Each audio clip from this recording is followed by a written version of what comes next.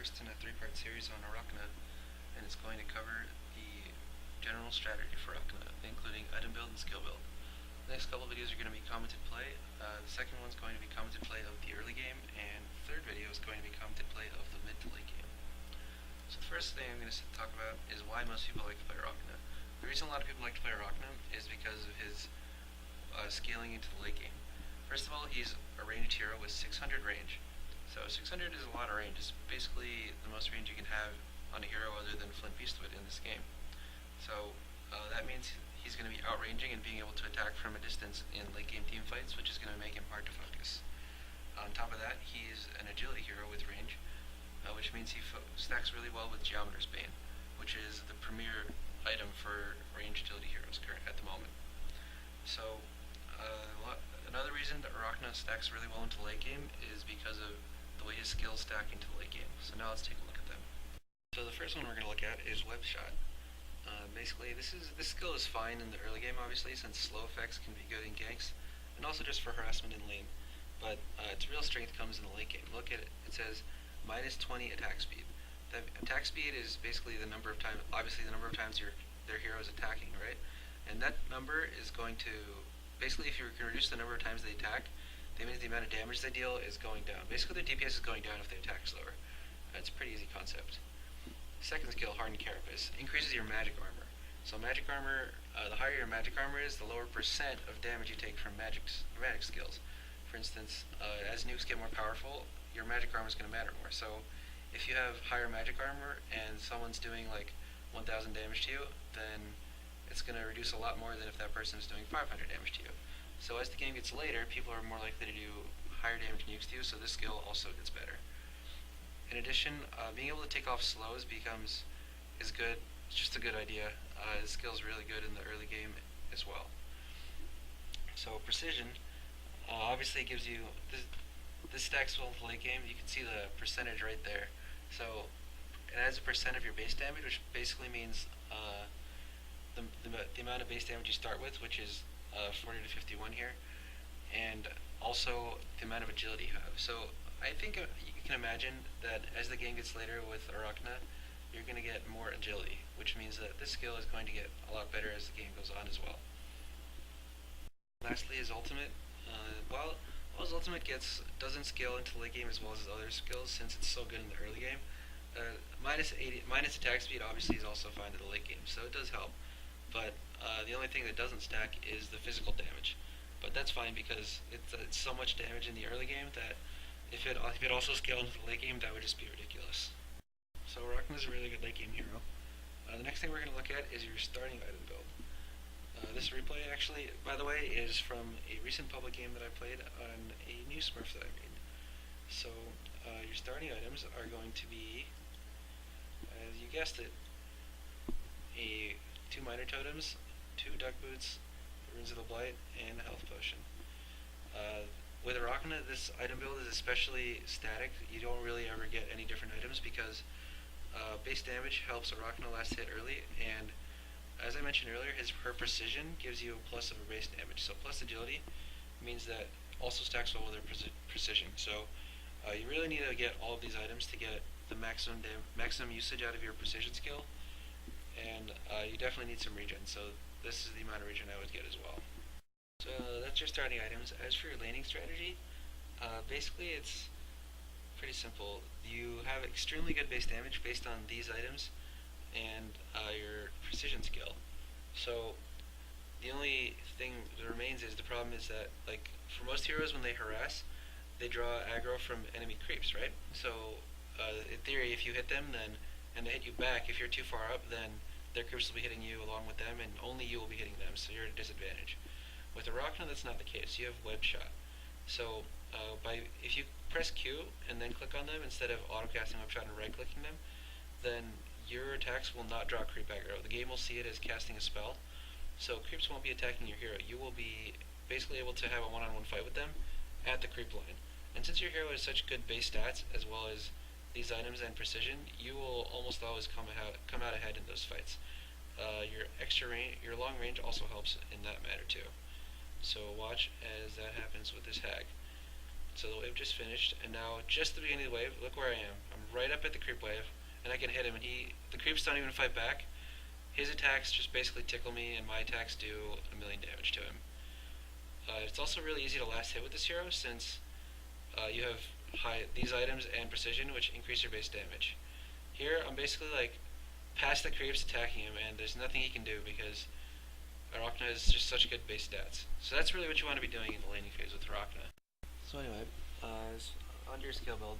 So the key to your skill build is that you need to have level 3 web shot at level 5 so that you can, its cooldown goes down to 0, so you can effectively just non-stop keep attacking them while at the creep wave, while not getting aggroed by creeps. It also helps a little bit when you're trying to move between attacks, because if you use your web shot to attack them instead of right-clicking them, then it's impossible to do it so that you don't actually attack them. So you can just click your web shot and move immediately instead of just having to wait until your hero actually attacks before you move.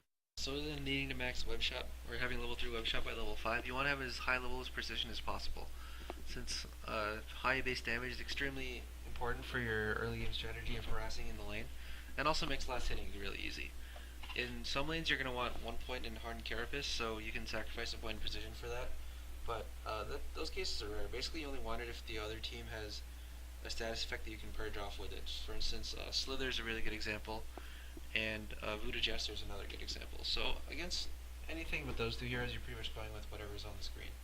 So it's precision at 1, and then web shot, precision, web shot, get your ultimate at 6, 11, 16 obviously, and then don't level up web shot past 3 until you're finished leveling precision. So that's going to come at level, and you also have a point in hardened carapace, so it's going to come at level 10. Another important concept for this item build is that hardened carapace isn't really that useful after level 1. So level 1, increasing your magic resist is really good, because let's say you double your magic resist. Now and instead of taking 200 damage from a spell, now you take 100. So let's say you double it again. So instead of taking 100, you double 50. You're taking 50 instead. Do you see how that's a little bit less effective? That's why you don't want to really level it that much. So you'd rather have points in stats than points in hard carapace for that reason. After the first point, because the first point not only is extremely effective at lowering the amount of magic damage you take, it's also extremely effective in taking off debuffs on your hero. Leveling up the hard carapace doesn't help that, so that's why you only need level 1. The rest of your item build, if you follow these simple concepts, is pretty self-explanatory. So I'll just let the screen show it. So that's your skill build. As for your item build, you're going to want, first, after your original starting items, you're going to want to get a Helm of the Victim. That's because Helm of the Victim gives you, first of all, it gives you armor, which helps you in the auto attack war between you and your opponent, since you're going to be auto attacking them a lot, and if they auto attack you back, then Helm of the Victim's armor will help against that. In addition to that, since you're not getting bottle, you need some item to help you get HP regen, and Helm of the Victim is on the way to Whispering Helm, so you can buy that.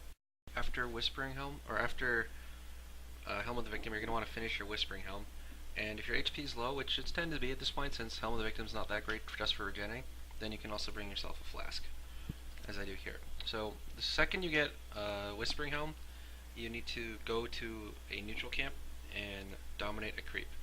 So generally you want to time it so that you go there at a time where you can pull it. So you go there at like at the 52-second mark for whatever minute it is, so you can pull the creep camp, and then not only will you have twice as much of a chance to get a good creep, you're also going to get two creep camps worth of farm. So you want to pull and dominate at exactly the same time. After you finish your Whispering Helm, you are going to want to build up to a Steam Boots. So on your way to Steam Boots, you want to buy the +6 strength item, the bolstering armband, instead of any other stat items or the plus attack speed item, since Arachna's HP is a little bit low early, and obviously when your attack animation and base attack is much better than everyone else, and you also have lifesteal, your HP is a lot more important than how fast you attack, since you're going to be winning every fight anyway. So anyway, after you finish your Whispering Helm and your Steam Boots, the first item you want to build for is either Shrunken Head or Geometer's Bane.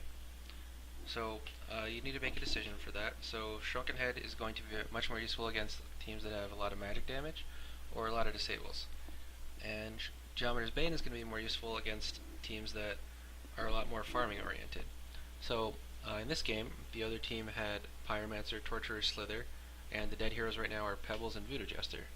So this team not only is extremely early game oriented, has a lot of magic damage, and also doesn't have like a real late game carry that I need to be competing with. So Shrunken Head is the clear choice here. So I'm going to buy my Mighty Blade first, since I don't really need the plus damage for the same reason I'm getting Shrunken Head before Jommer's Bane, and then I'm going to finish Shrunken Head from there.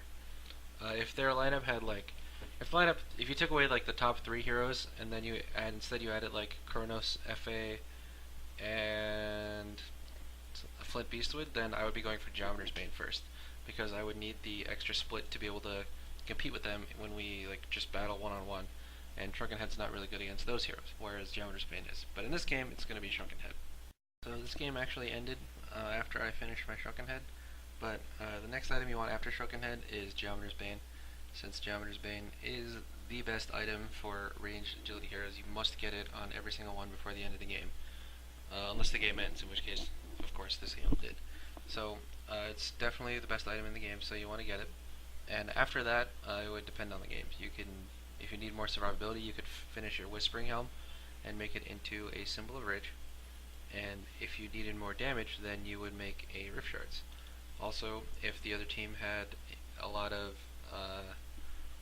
if the other team had a Wingbow, then you would make Savage Mace.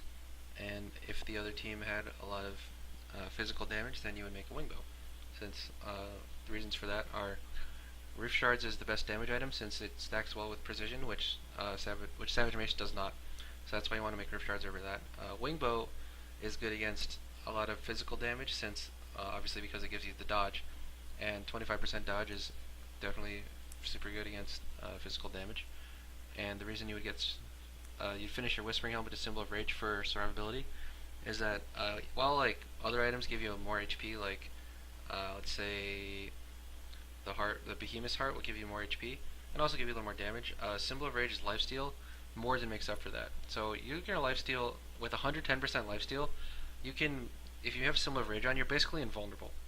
If you're magic, especially if you are magic immune from Shrunken Head, if you turn on a Symbol of Rage, you're basically automatically always at full health and also invulnerable. That's how much life you're stealing. So it's definitely the item you want if you want tank. And the reason you want to get Savage Mace if the other team has a Wingbow is because obviously it's because Savage Mace gives you a True Strike. So if they have any dodge effects, then they're no good if you have Savage Mace. So that's why you want that item. I guess that's about it for your item build. It's pretty basic. Every game is pretty much the same. That's going to be your item build. That's pretty much all I got for this video. Please stay tuned for parts 2 and 3, where I'm going to go into a lot more detail on how to play, specifically what to do in like every situation. So I guess I'll just leave you with this clip. Don't forget that Arachna is pretty strong early as long as you have enough HP to survive their burst. And if you juke all their stuns, then you can even go 2v1 like here. Remember just to stay tuned. Once again, this is Yoda from Team Evil Geniuses, and bringing you this video with Nerdstomper.com. Thanks for watching.